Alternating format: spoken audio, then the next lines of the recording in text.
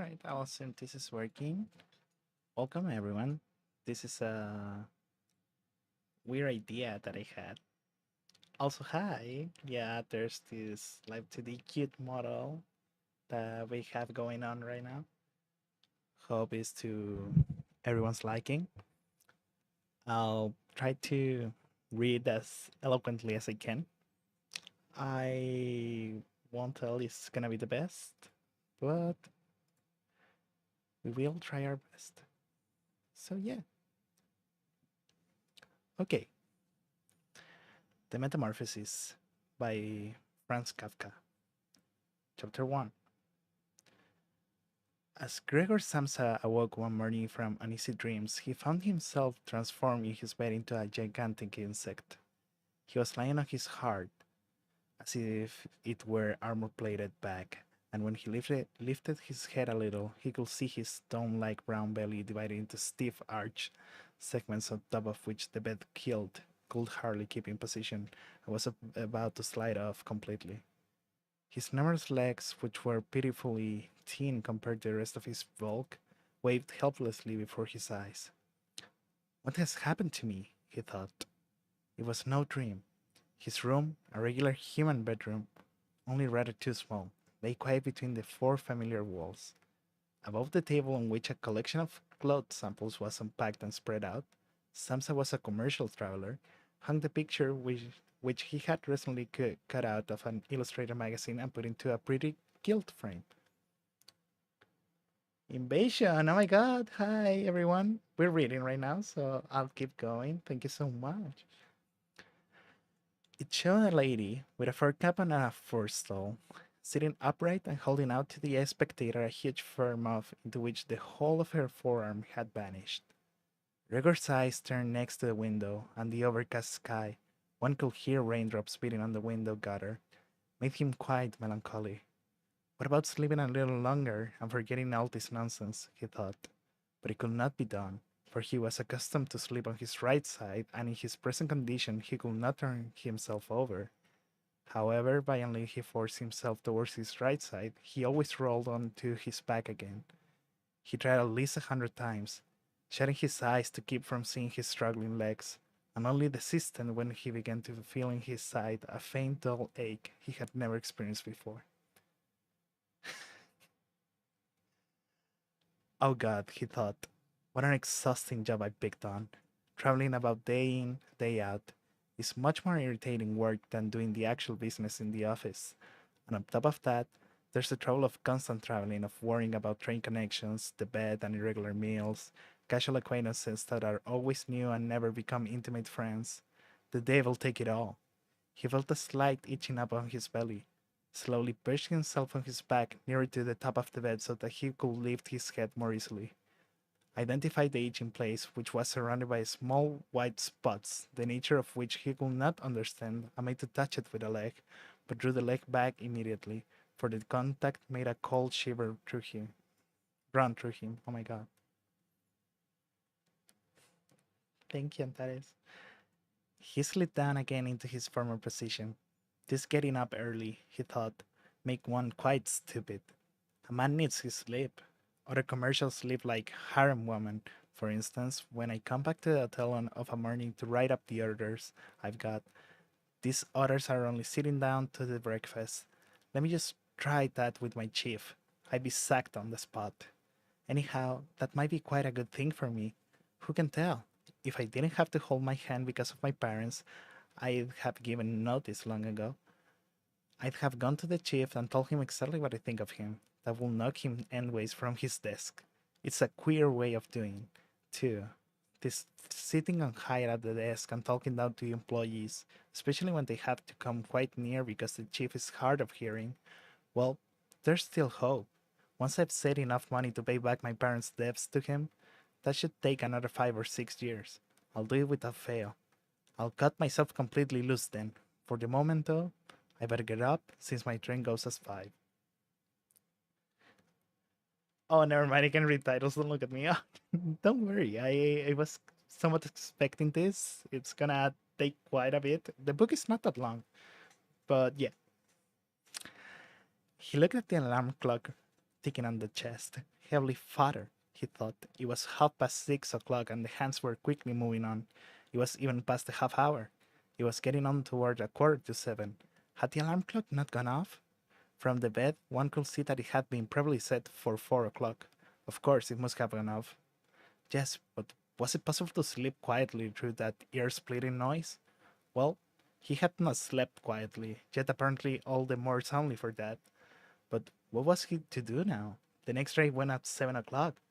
To catch that, he will need to hurry like a madman, and his samples weren't even packed up, and he himself wasn't feeling particularly fresh and active. And even if he did catch the train, he wouldn't avoid a row with the chief, since the firm's porter would have been waiting for the 5 o'clock train, and would have long since reported his failure to turn up. The porter was a creature of the chief's spineless and stupid. Well, supposing he were to say he was sick, but that would be most unpleasant and would look suspicious, since during his 5 years of employment he had not been ill once. The chief himself will be sure to come with the sick insurance doctor, will reproach his parents with their son's laziness, and will cut all excuses short by referring to the insurance doctor, who of course regarded all mankind as perfectly healthy maligners. I don't know that word.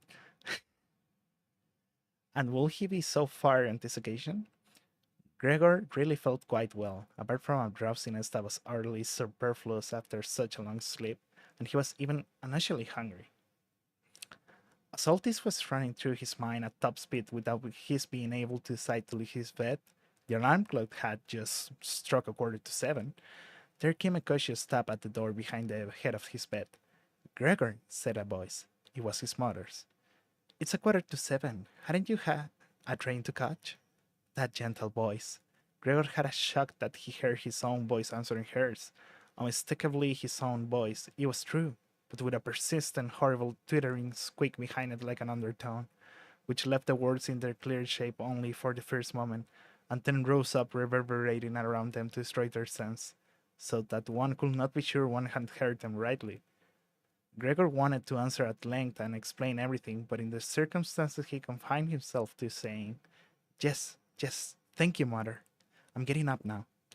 The wooden door between them must have kept the change in his voice from being noticeable outside, for his mother contented herself with this statement and shuffled away.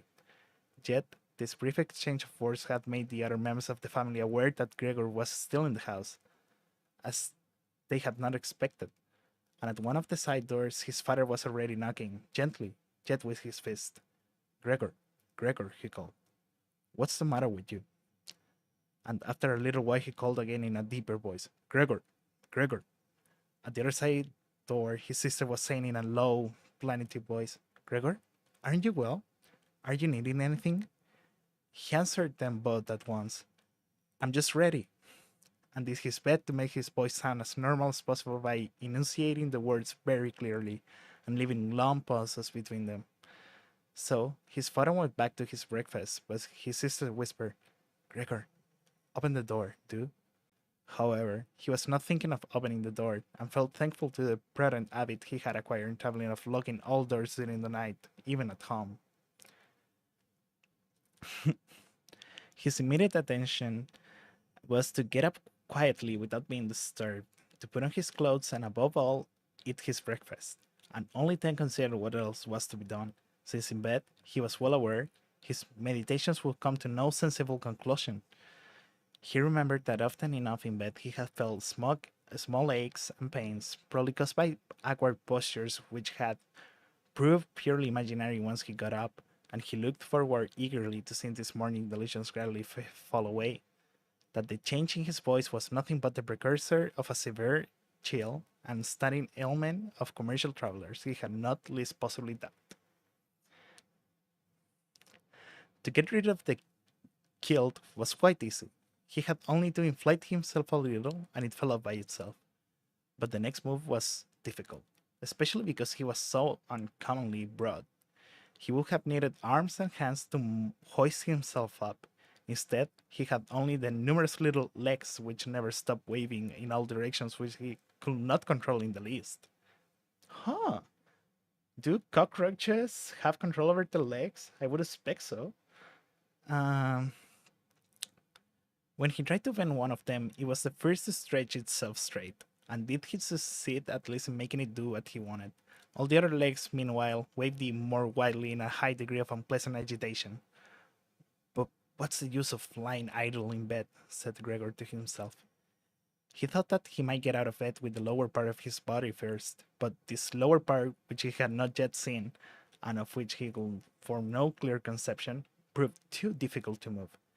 It shifted so slowly, and when finally almost wild with annoyance, he gathered his forces together and thrust out recklessly.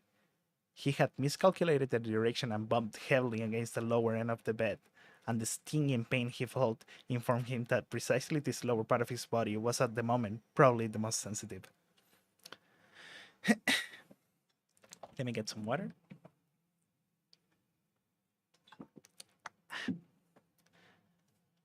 So, he tried to get the top part of himself out first and casually moved his head towards the edge of the bed. That proved easy enough, and despite his breath amassed the bulk of his body at least slowly followed the movement of his head. Still, when he finally got his head free over the edge of the bed, he felt too scared to go on advancing.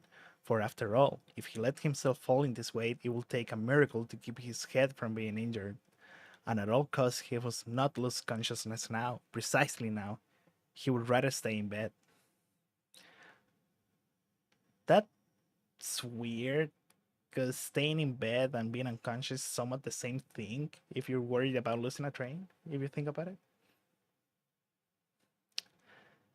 Let's continue. But when after a repetition of the same efforts he lay in his former position again, sighing, and watched his little legs struggling against each other more wildly than ever, if that were possible, and saw no way of bringing any order into this arbitrary confusion, he told himself again that it was impossible to stay in bed, and that the most sensible course was to risk everything for the smallest hope of reminding himself occasionally that. Oh, I don't know how to read, I'm sorry about that. With for the smallest hope of getting away from it. At the same time, he did not forget to remind himself occasionally that cool reflection, the coolest possible, was much better than desperate resolves. In such moments, he focused his eyes as sharply as possible on the window, but unfortunately, the prospect of the morning fog, which muffled even the other side of the narrow street, brought him little encouragement and comfort. 7 o'clock already, he said to himself when the alarm clock chimed again. 7 o'clock already, and still such a thick fog. And for a little while he lay quiet, breathing lightly, as if perhaps expecting such complete repose to restore all things to their real and normal condition. But then he said to himself, before it strikes 7:15, I must be quite out of this bed, without fail. Anyhow, by that time someone will have to come from the office to ask for me, since it opens before 7. And he set himself to rocking his whole body at once in a regular rhythm, with the idea of swinging it out of the bed. If he tipped himself out in that way, he could keep his head from injury by lifting it at an acute angle when he fell. His back seemed to be hard and was not likely to suffer from a fall on the carpet. His biggest worry was the loud crash he would not be able to help making, which would probably cause anxiety, if not terror, behind all the doors. Still, he must take the risk. When he was already half out of the bed, the new method was more a game than an effort, for he needed only to hitch himself across by rocking to and fro. It struck him how simple it would be if he could get help. Two strong people, he thought of his father and the serving girl, would be amply sufficient. They would only have to thrust their arms under his convex back, lever him out of the bed, bend down with their burden, and then be patient enough to let him turn himself right over on the floor, where it was to be hoped his legs would then find their proper function. Well, ignoring the fact that the doors were all locked, ought he really to call for help? In spite of his misery, he could not suppress a smile at the very idea of it. He had to got so far that he could barely keep his equilibrium when he rocked himself strongly, and he will have to nerve himself very soon for the final decision, since in 5 minutes' time it will be 7:15. When the front door bell rang, "That's someone from the office," he said to himself, and grew almost rigid, while his little legs only jigged about all the faster. For a moment everything stayed quiet. They're not going to open the door, said Gregor to himself, catching at some kind of irrational hope. But then, of course, the servant girl went as usual to the door with her heavy tread and opened it. Gregor needed only to hear the fierce good morning of the visitor to know immediately who it was, the chief clerk himself. What a fate, to be condemned to work for a firm where the smallest omission at once gave rise to the gravest suspicion.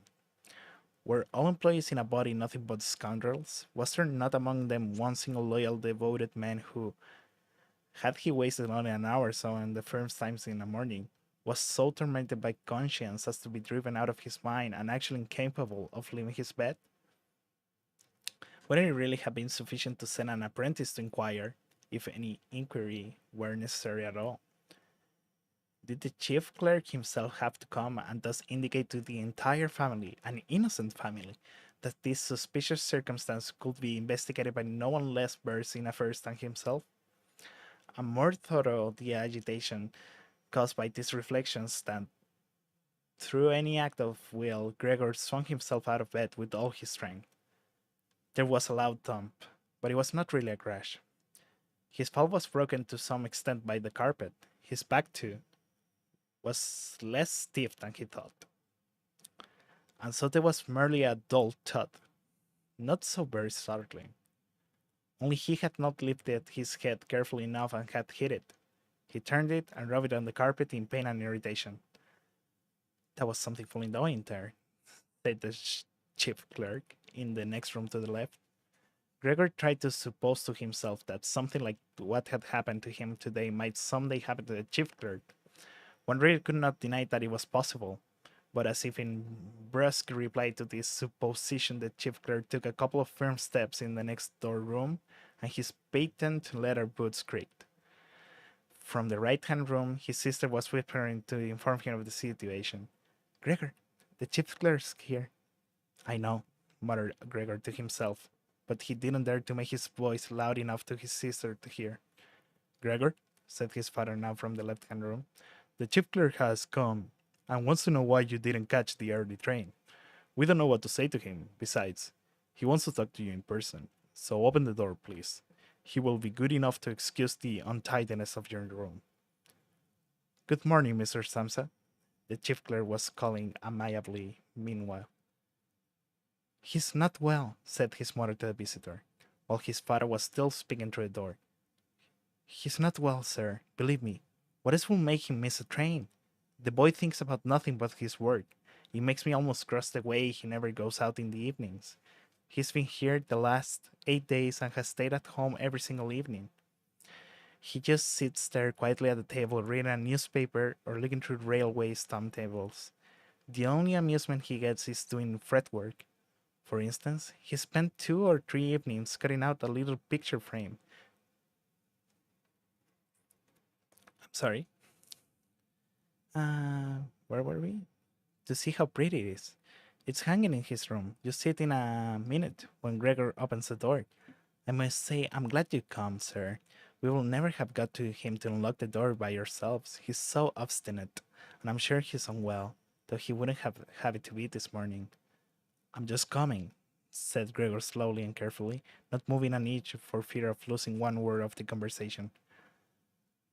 I can't think of any other explanation, madame, said the chief clerk. I hope it's nothing serious, although, on the other hand, I must say that we men of business, fortunately or unfortunately, very often simply have to ignore any slight indisposition, since business must be attended to. Well, can the chief clerk come in now? Asked Gregor's father impatiently, again knocking on the door.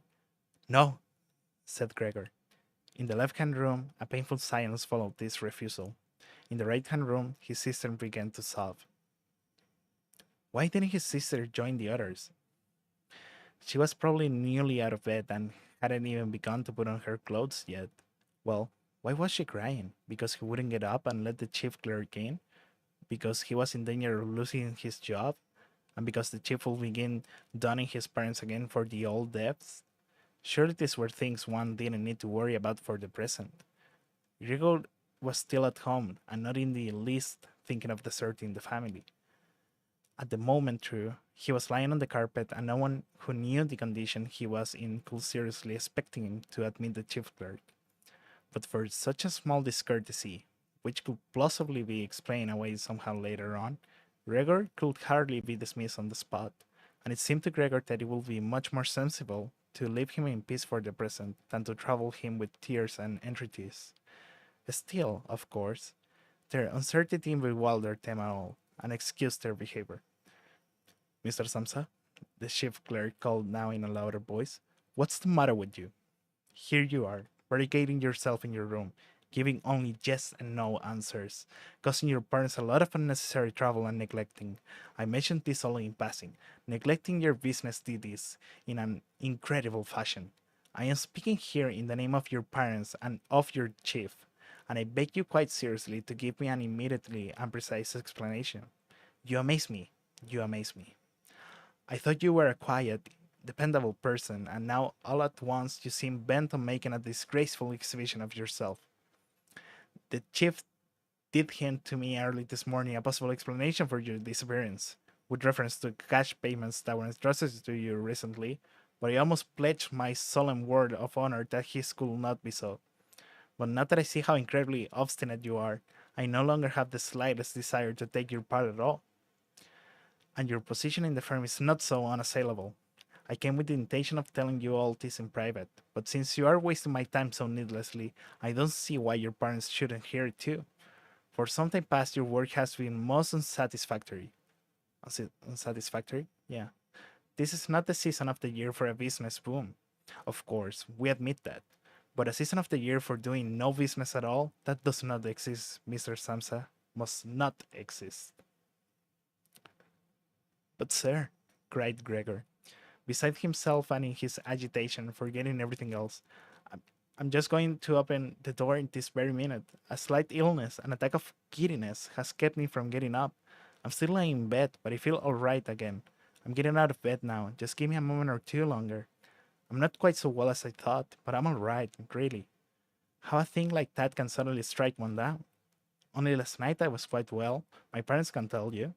Or rather, I did have a slight presentiment. I must have showed some sign of it.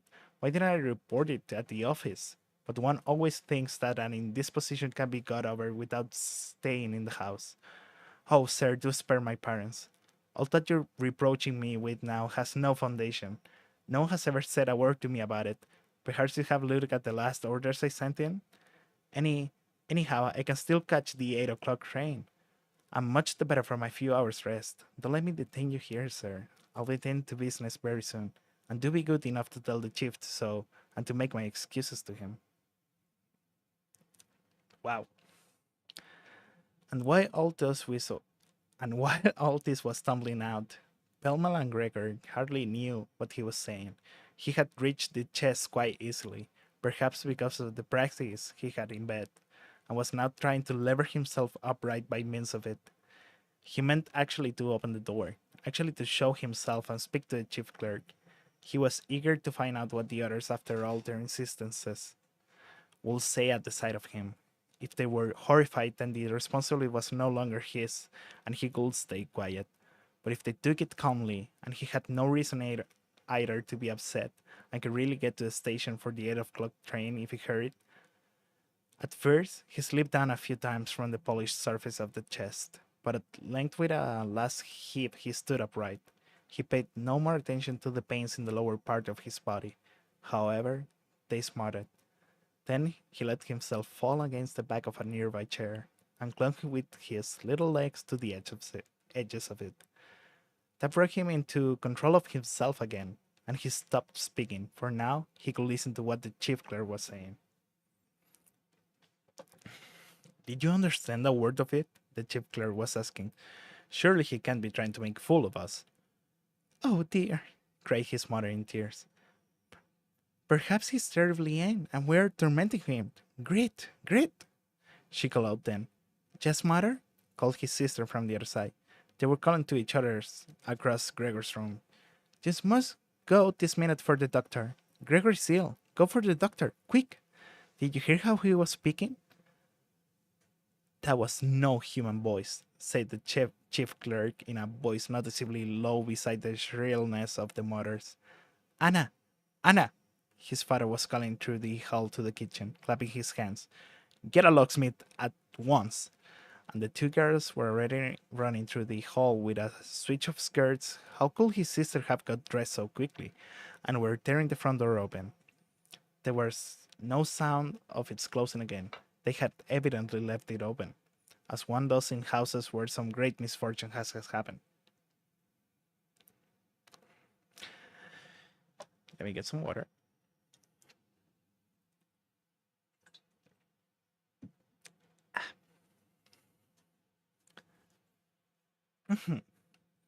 But Gregor was now much calmer. The words he uttered were no longer understandable, apparently, although they seemed clear enough to him, even clearer than before, perhaps because his ear had grown accustomed to the sound of them. Yet, at any rate, people now believed that something was wrong with him and were ready to help him. They. Good night! Uh,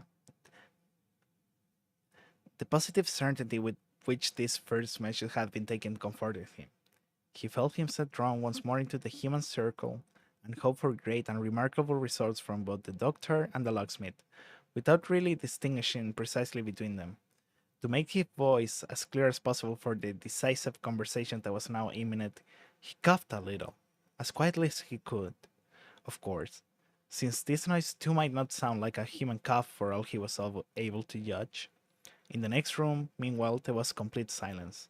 Perhaps his parents were sitting at the table with the chief clerk, whispering, perhaps they were all leaning against the door and listening. Slowly, Gregor pushed the chair toward the door, then let go of it, got hold of the door for support. The soles at the end of his little legs were somewhat sticky, and rested against it for a moment after his efforts. He sat on a chair? This is so weird. Then he set himself to turning the key in the lock with his mouth. It seemed, unhappily, that he hadn't really had any teeth. What could he grip the key with? But on the other hand, his jaws were suddenly very strong. With their help, he did manage to set the key in motion, heedless of the fact that he was undoubtedly damaging them somewhere, since a brown fluid issued from his mouth, flowed over the key, and dripped on the floor. Just listen to that, says the chief clerk next door. He's turning the key. That was a great encouragement to Gregor, but they should all have shouted encouragement to him. His father Murray too. Go on, Gregor, they should have called out. Keep going, hold on to that key. And in the belief that they were all following his efforts intently, he clenched his jaw recklessly on the key with all the force at his command. As the turning of the key progressed, he circled around the lock, holding on now only with his mouth, pushing on the key as required, or pulling it down again with all the weight of his body. The louder creak of the final yielding lock nearly quickened Gregor. With a deep breath of relief, he said to himself, So, I didn't need the locksmith, and laid his head on the handle to open the door wide. Oh my god, the reveal. Since he had to pull the door towards him, he was still invisible when it was really wide open. He had to edge himself slowly around the near half of the double door, and to do it very carefully if he was not to fall plump upon his back just on the threshold. He was still carrying out this difficult maneuver, with no time to observe anything else when he heard the chief clerk utter aloud, Oh! It sounded like a gust of wind, and now he could see the man, standing as he was nearest to the door, clapping one hand before his open mouth, and slowly backing away as if driven by some invisible steady pressure. His mother, in spite of the chief clerk's being there, her hair was still undone and sticking up in all directions. First clasped her hands and looked at his father, then took two steps toward Gregor and fell on the floor among her outspread skirts, her face quite hidden on her breast. His father nodded his fist with a fierce expression on his face as if he meant to knock Gregor back into his room, then looked uncertainly around the living room, covered his eyes with his hands, and wept till his great chest heaved. Gregor did not go in now into the living room, but leaned against the inside of the firmly shut wing of the door, so that only half his body was visible and his head above it, bending sideways to look at the others. The light had meanwhile strengthened. On the other side of the street, one could see clearly a section of the endlessly long, dark gray building opposite. It was a hospital, abruptly punctuated by its row of regular windows. The rain was still falling, but only in large, singly discernible and literally singly splashing drops. The breakfast dishes were set out at a table lavishly, for a breakfast was the most important meal of the day to Gregor's father, who lingered it out for hours over various newspapers. Right opposite Gregor on the wall hung a photograph of himself in military service, as a lieutenant, hand on sword, a carefree smile on his face, inviting one to respect his uniform and military bearing. The door leading to the hall was open, and one could see that the front door stood open too, showing the landing beyond and the beginning of the stairs going down.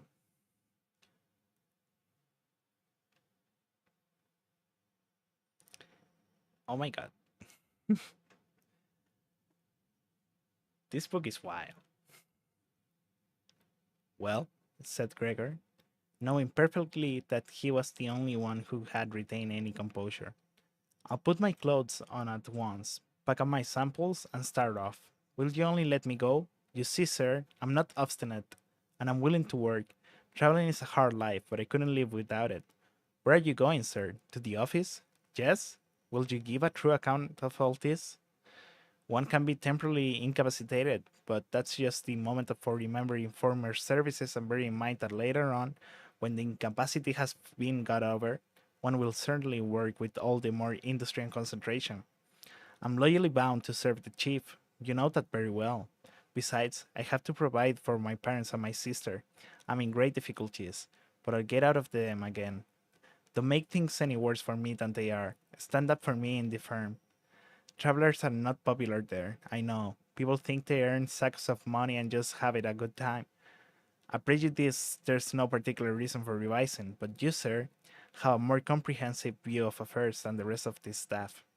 Yes, let me tell you in confidence, a more comprehensive view than the chief himself, who, being the owner, lets his judgment easily be swayed against one of his employees. And you know very well that the traveler, who is never seen in the office almost the whole year around, can so easily fall a victim to gossip and ill luck and unfounded complaints, which he mostly knows nothing about except when he comes back exhausted from his rounds, and only then suffers in person from their evil consequences, which he can no longer trace back to the original causes. Sir, sir, don't go away without a word to me to show that you think me in the right, at least to some extent. More water, please.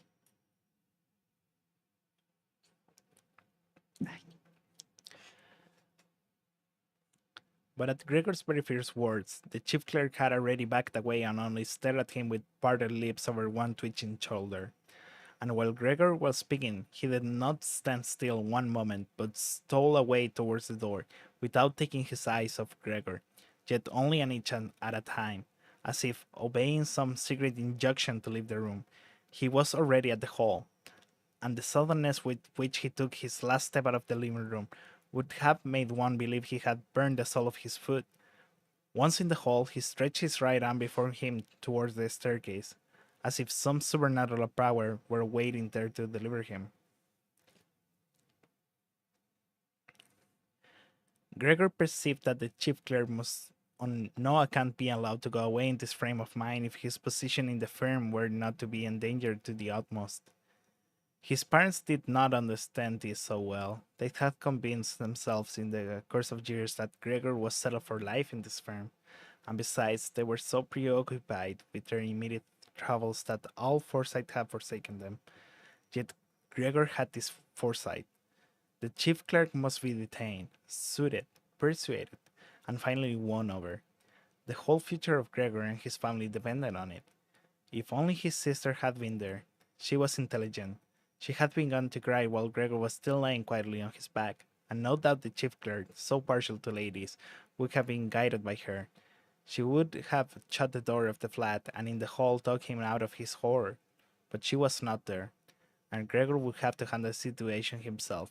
And without remembering that he was still unaware that powers of movement he possessed, without even remembering that his words in all possibility, indeed in all likelihood, will again be unintelligible, he let go the wing of the door, pushed himself through the opening, started to walk towards the chief clerk, who was already ridiculously clinging with both hands to the railing on the landing, but immediately as he was falling for a support, he fell down with a little cry upon all his numerous legs. Hardly was he down when he experienced for the first time this morning a sense of physical comfort. His legs had firm ground under them. They were completely obedient, as he noted with joy. They even strove to carry him forward in whatever direction he chose, and he was inclined to believe that a final relief from all his suffering was at hand. But in the same moment as he found himself on the floor, rocking with supposed eagerness to move not far from his mother, indeed just in front of her, she, who had seemed so completely crushed, sprang all at once to her feet. Her arms and fingers outspread, cried, "Help, for God's sakes, help!" Bent her head down as if to see Gregor's better, yet on the contrary kept backing senselessly away, had quite forgotten that the laden table stood behind her, sat upon it hastily, as if in absence of mind, when she bumped into it, and seemed altogether unaware that the big coffee spot beside her was upset and pre-coughing a flood over the carpet. "Mother, mother!" said Gregory in a low voice, and looked up at her. Can cockroaches look up? Did Gregor turn into a cockroach? To think about it, right?